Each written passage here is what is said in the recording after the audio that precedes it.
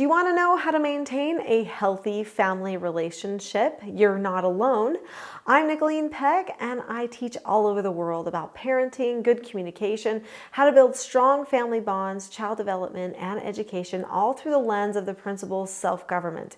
And in this video, we're talking about maintaining healthy family relationships. In this video, we're going to talk about what healthy family relationships do for us individually, and we're going to talk about some keys to maintaining those healthy, happy family bonds.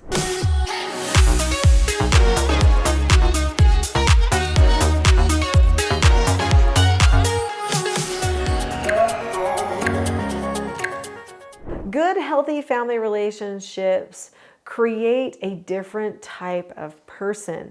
When there is unity in the family, the individual doesn't see themselves as the center of the universe. They see the family as the center of the universe, and this changes the paradigm for everything. If the family that you are part of is more important than you as an individual, suddenly you have a duty. You have an opportunity to serve and to sacrifice and to develop the type of mindset that would help you serve and sacrifice in all of the communities around you.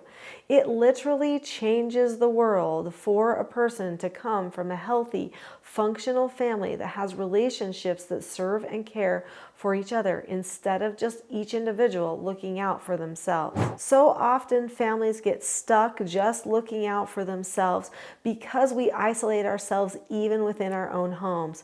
People are looking at devices all of the time. They are spending their times with same age peers day in, day out, at school, at work. They're not having good communication times because they're not eating together as a family. They're not having that quality of time and that quantity of time that is needed in order to nurture the relationships and the family bonds. Emphasis on quantity of time. Did you notice how I kind of paused there for a second on that word?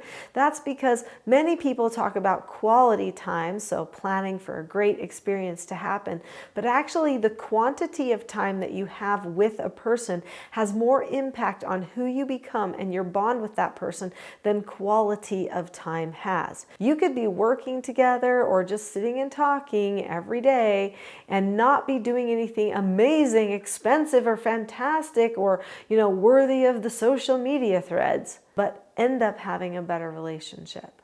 So don't feel like you have to document it to have a good relationship. Just be there. Be present. Look at the person in the eyes. Make sure that you prioritize having some of that family time. Healthy family relationships also give perspective and purpose for the future because people usually want to have other relationships like they've experienced in the family. If a person comes from a family that does not have healthy family relationships, they oftentimes have a lack of a sense of purpose. They don't know what life is about, why they should even care. Is it just about money? That seems hollow. People try to fill in with things. Maybe it's about the stuff or the money or the popularity, but at the end of the day, there just seems to be something missing. And it's probably because they aren't putting a lot of focus on their strong family bonds because they don't exist. Another thing that's created within a good, healthy family dynamic, especially a really united family, is confidence. When you have people to support you, people to work with, people to learn with, people to talk openly with who won't judge you, who are just there for you to correct you and care about you along the way, then you develop a lot of confidence, especially if you're doing a lot of work together as a group. I'm a big fan of family work. I have other videos on this channel related to work, so you can check those out. So you want to maintain a healthy family relationship. What are some of the keys to do that? Let's start with expectations. Consistent expectations and follow through are really important at keeping the family bonded. So what that means is you need to teach the children ahead of time. These are the skills you need to learn. These are the responsibilities that you have. If you don't do those things, then this is how I will correct you. I'm going to train you and teach you and keep you on course. That's your role as a parent, right? And roles are super important. So important that I actually wrote an entire book about roles because people were reading my parenting books and they were saying, yeah, but what if they don't care? Well, what if they won't do what you asked? Well, And I was like, well, then there's a roles problem. You need to know it's your role to fix that. And they need to know it's their role to learn from you. If those roles are not in the right place, then everything starts to fall apart. So having those consistent expectations based upon understanding who you are as a family is going to help the family solve all of their problems and have a sense of security and connectedness as a family. I know lots of times that youth, especially in their teen years, don't like to acknowledge roles. In fact, they're really annoyed by the fact that there are roles.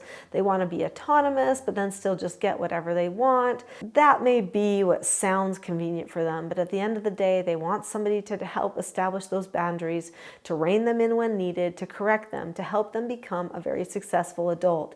And we can't drop the ball on that just because they're a little bit older and giving us some pushback. In fact, there is a way to get them on the same page with you and not get as much pushback, and that is to teach them all about the self-government skills and principles. In fact, even just do the parenting training with them. There's nothing in it they can't know. In fact, they should know all of it. They're going to be parents one day. There are many people that will come to my 3-day parenting mastery trainings with their teens in tow so that the teens can learn everything that they're going to do. There's no surprises. They recognize the why of all the parenting now, and it puts the parents and the children on the same page. The next key is intentional connection. So you want to make sure that you are intentionally connecting with your child on a regular basis. Do you have things that you have put in place in your family culture or schedule to make sure that you have connection moments? That's important. That family dinner that everybody used to have when we were all little, it's important. It was a connection time. Really reinvent the family dinner at your house. Have other times too where you have regular weekly family activities as well. Make sure that those are times that nobody wants to miss and that everybody knows they need to be there to practice the type of family you're becoming. Have family talk times where you can solve problems together as a group, but make sure you have rules governing them so they don't turn into family fights. Those family meetings can be pivotal moments in creating good family bonds and creating a culture where the family knows who they are, how to solve problems, and they have good connection with each other. Intentional things like meetings are really important, not just for the full family group, but also for the individual parent-child bond. Your child needs to have regular talk time with you, especially as they get older. In our family, we started something called a mentor session with our children each week. This was a time where we would talk about their development, the things that they needed, and how we could help them. These times ended up becoming really pivotal times for them in their learning and maturing, but also for our relationships. They saw that we wanted what was best for them. And they saw the effort that we would go through to help them be able to accomplish their goals and to grow up happy and healthy. Another key to creating good, healthy family relationships is calm leadership. So there needs to be an understanding of leadership in the family. When people are all invested, when the parents are putting forth the effort that they need, that creates good leadership. But also deliberately talking about the skills that you're going to use to solve problems, skills such as accepting no answers, following instructions, disagreeing appropriately, and accepting consequences are all skills that can help your child feel liberated because they know how to communicate with you. They know also how to solve problems with you. Making sure that they understand exactly how you will correct them, even down to the words that you will say to decrease their anxiety, increase predictability, and help them recognize that you're doing everything within your power to lead them in a good direction, not just control them. But that calmness is probably the number one key. If a parent and child have calmness in their relationships, then there's nothing they can't get through. No problem is too big. There's nothing they can't communicate about. Calmness is the thing that keeps us in our front brains.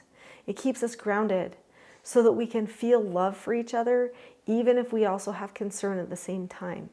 When you develop the skills of calmness, like I talk about in my book, The Power of Calm, or in my Calm Parenting Toolkit, then you have the tools in place to get yourself ready to truly lead your family.